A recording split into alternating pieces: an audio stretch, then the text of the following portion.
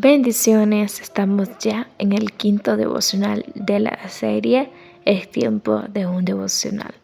Y siguiendo con el estudio de Eclesiastés 3, vamos a leer el versículo 4.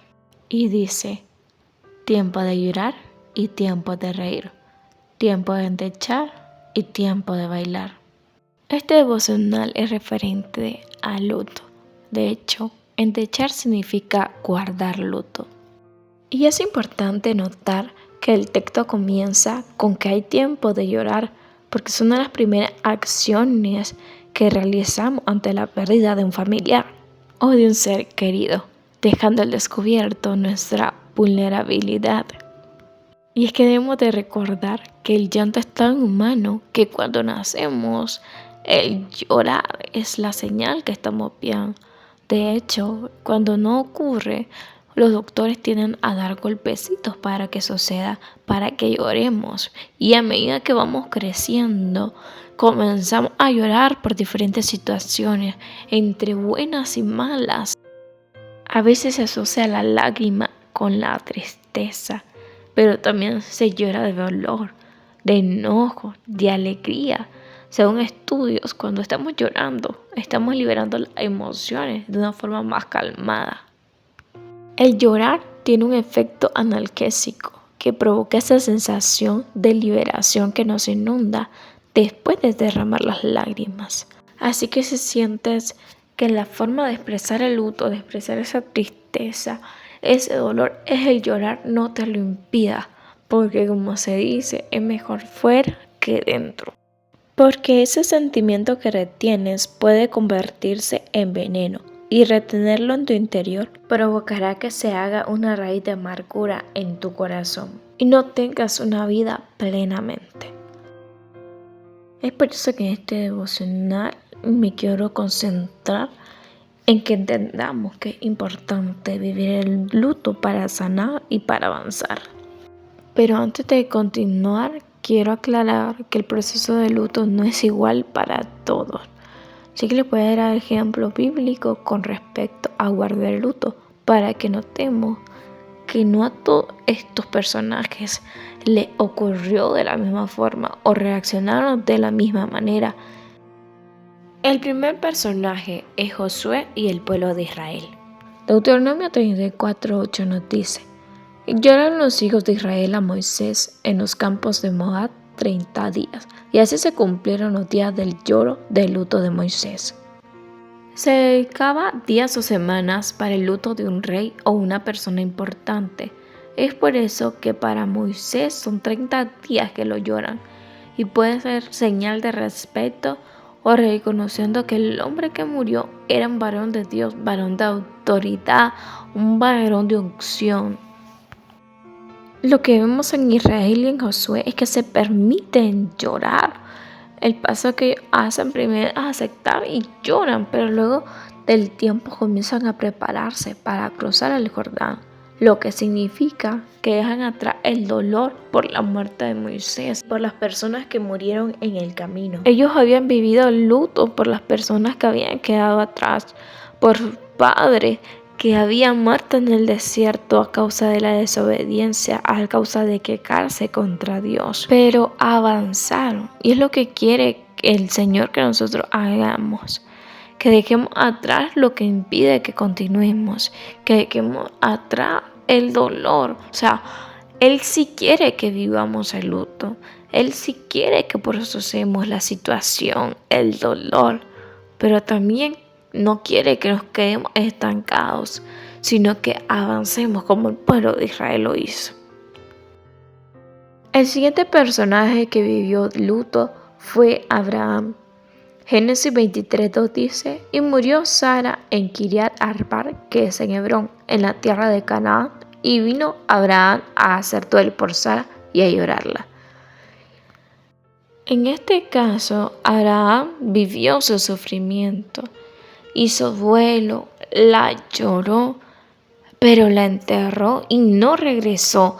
La Biblia no nos registra que tiempo después Abraham e Isaac volvieron donde ella estaba enterrada. Avanzó. Hay personas que no sanan porque les cuesta creer que ya no verán a su ser amado, que murió esa persona que tanto amaban, a ese amigo o a ese familiar. Están en el paso de no aceptación. Luego viene el enojo, el remordimiento, la culpa, el llanto y de último viene la aceptación. Por lo general ese es el proceso por el que las personas pasan. Pero si esa es su forma de vivir el luto, está bien. Lo importante es que poco a poco lo vaya enfrentando y afrontando. Lo importante es que no se quede estancado en una área, en una parte del proceso. Y vuelvo a decir, es necesario, es importante, es esencial vivir el luto. Y es lo que nos enseña Jesús en Juan 11:35. Uno de los versículos más cortos de la Biblia. Jesús lloró. Él llora a ver a Marta y a María también llorando, también viviendo ese luto por Lázaro. Él le dio palabras de esperanzas, pero también les dejó llorar y pasar de esa forma el luto.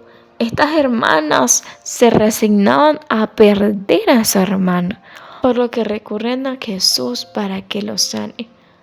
Y cuando él muere y miran llegando a Jesús después de 4 días, ellas le reclaman a Jesús. Le dicen que si él hubiera aparecido antes, su hermano no estuviera muerto.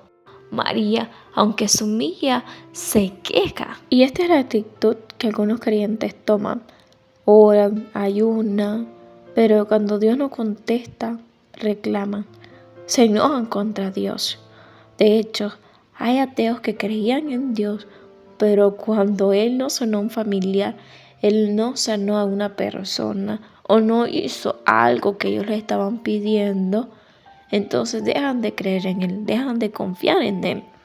En este tipo de personas, el proceso que están viviendo primero es el que no acepta y después se enojan porque no se hizo su voluntad, porque no salió como ellos quisieron. Y lo más interesante es que los creyentes entregamos nuestra voluntad para que se haga la voluntad de Dios, pero al final queremos que se haga como a nosotros nos parece mejor. Y de ahí es que viene el reclamo. Muchos dicen, pero si te servía, pero si era una persona, pero si esto y lo otro. Mas debemos entender que los días en la tierra de esa persona ya habían llegado a su final. Prosiguiendo con María y Marta, otro detalle que vemos en estas hermanas es el llanto. Ellas tenían 4 días de estar llorando a su hermano. Y algo importante es que no se encerraron, sino que se rodeaban de personas que las consolaban. Es natural y parte del proceso que se guarden todo, que se encierren, que se alejen de las personas, pero no es lo recomendable. Si bien Marta y María se quejaron, le reclamaron a Jesús prácticamente, ellas se dejaron consolar. Ellas no se quedaron encerradas en su dolor, en su sufrimiento. Y con esto no quiero decirte que le reclames a Dios, que te quejes contra Dios. No, sino que llores, que vivas tu dolor, que le preguntes al Señor qué me quieres enseñar con esto. Que dejes que el Espíritu Santo te consuele. Jesús dijo que Él se iba, pero nos dejaba el Espíritu Santo, al Consolador. Así que recuerda que no estás solo en tu sufrimiento, no estás sola en el duelo, está el Espíritu Santo. Si tú le permites entrar en tu vida, entrar en tu corazón y que Él te consuele.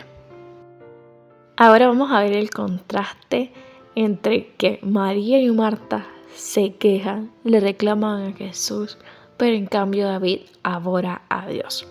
En 2 Samuel 12, del 20 al 23 dice: Entonces David se levantó de la tierra y se lavó y se ungió y cambió sus ropas y entró a la casa de Jehová y adoró.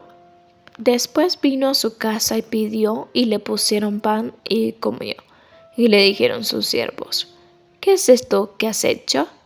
Por el niño viviendo aún ayunabas y llorabas, y muerto él te levantaste y comiste pan. Y él respondió: viviendo aún el niño, yo ayunaba y lloraba, diciendo: ¿quién sabe si Dios tendrá compasión de mí y vivirá el niño? Mas ahora que ha muerto, ¿para qué he de ayunar? ¿Podré yo hacerle volver? Yo voy a él, mas él no volverá a mí. Este es el niño que él tiene a causa de su desobediencia. Y él viene y ayuna, ruega a Dios por este niño, pero muere. Así que él comió y siguió con su vida, porque entendió que no podía hacer absolutamente nada para que este niño volviese a la vida. David aceptó la decisión, la voluntad de Jehová. Él oraba y ayunaba para que Dios tuviese misericordia y le permitiera a este niño vivir, pero la decisión era firme. Y aquí podemos ver que a pesar de todos los esfuerzos que David hizo, la voluntad de Dios era que este niño no viviera. Y suena feo el decirlo, pero fue así a causa de la desobediencia y del pecado de David. Y él pudo haberle dicho: pero si oré, pero si ayuné, pero si me postré en tierra y no tuviste misericordia de un niño. Mas la reacción de David fue inmediatamente postrarse ante Dios y seguir con su vida. David llora por su hijo Absalón. En 2 de Samuel 19:1 dice: y dieron aviso a Joab: he aquí que el rey llora y hace duelo por Absalón. Y aquel día la victoria se convirtió en duelo para todo el pueblo, porque el pueblo oyó decir aquel día que el rey sentía dolor por su hijo. Cuando su hijo menor muere, él avanza, pero cuando es su hijo mayor, él lo llora. Él tuvo luto por su hijo mayor, porque obviamente la separación es más dolorosa, mientras que con su hijo menor no vivió mucho tiempo. Entonces, cuando hay un afecto, hay una conexión con una persona, cuando esa persona muere, es más dolorosa que con una persona que pasamos poco tiempo. En otra ocasión, David hizo endechar lloro y lamento y ayuno tras la muerte de Saúl y Jonatán. Saúl era el rey de Israel y Jonatán era el mejor amigo de David. Entonces a él le duele el que ellos hayan muerto. Al analizar los duelos que tuvo David, se nota que fueron diferentes. Esto dependió de la cercanía que tenía con la persona fallecida. Y asimismo nos puede pasar. Si con una persona yo convivo poco tiempo, me va a doler menos su partida que con aquella con la que yo comparto más tiempo. Job es otro ejemplo en los que se puede orar en esos momentos de tristeza, en esos momentos de duelo. Él incluso hace callar a su esposa y se echa en polvo y ceniza, demostrando que él estaba en luto. Su esposa no tenía una actitud correcta ante lo que le estaba pasando a Job. Job había perdido su riqueza, había perdido todo lo que él poseía, pero también sus hijos. Y la actitud que su esposa tenía era la incorrecta. Ella le dice a Job, a su marido: maldice a Dios y muérete. Para decir esas palabras es porque ha sentido algo en su corazón, seguramente amargura, tristeza, enojo, sentimientos encontrados. Y claro que Job no solo era el único que estaba viviendo duelo, su esposa también. Pero aquí vemos un contraste. Job lo que hace es humillarse delante de Dios. Él dice: Jehová dio, Jehová quitó, sea el nombre de Jehová bendito. Él adora y acepta la voluntad de Dios. Pero Su mujer no, su mujer quería que él maldiquiera, pero su esposa por el contrario lo insta a maldecir a Dios y a que muera.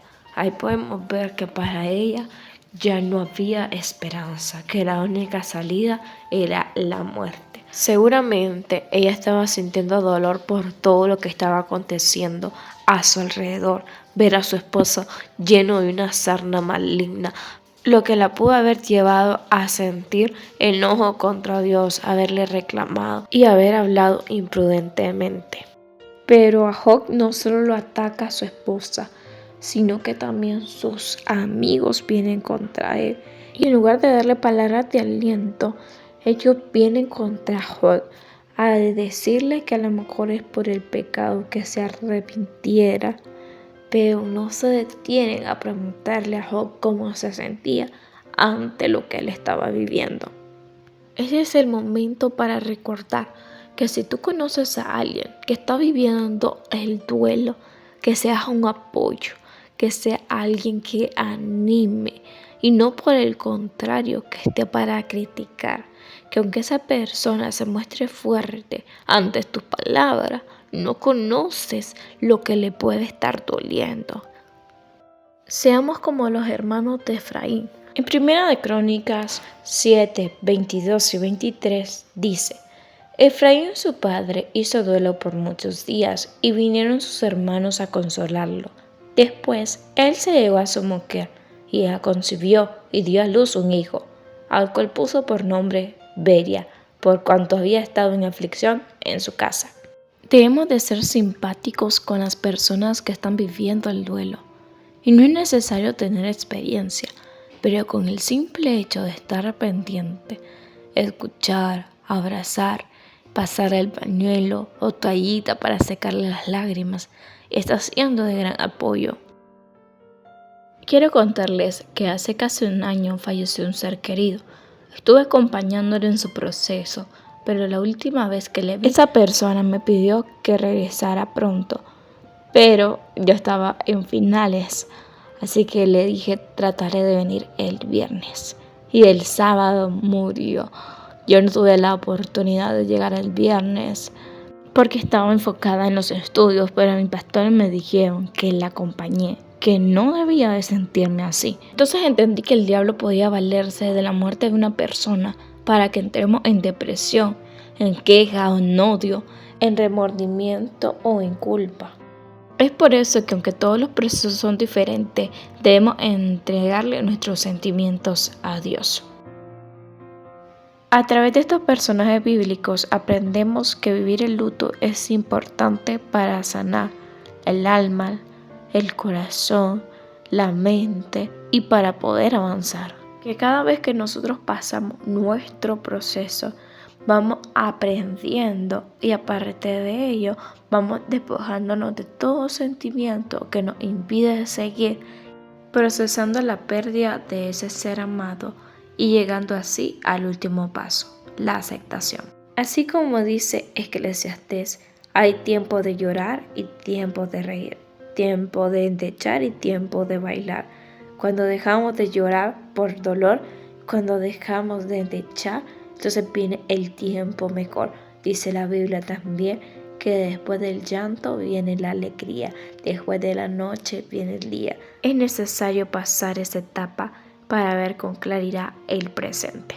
Para terminar, recordemos que tenemos la esperanza de resurrección, pues dice la palabra que cuando suene la trompeta, los muertos en Cristo resucitarán. Así que si un ser amado murió a cuentas con Cristo, tenemos el consuelo de que si nosotros estamos bien también cuando venga Él, o si morimos, que veremos a ese ser amado. Así que recuerda que vivir el duelo es importante para sanar. Hasta aquí el quinto devocional. Recuerda compartir, comentar, ser de bendición y por supuesto escuchar los devocionales anteriores.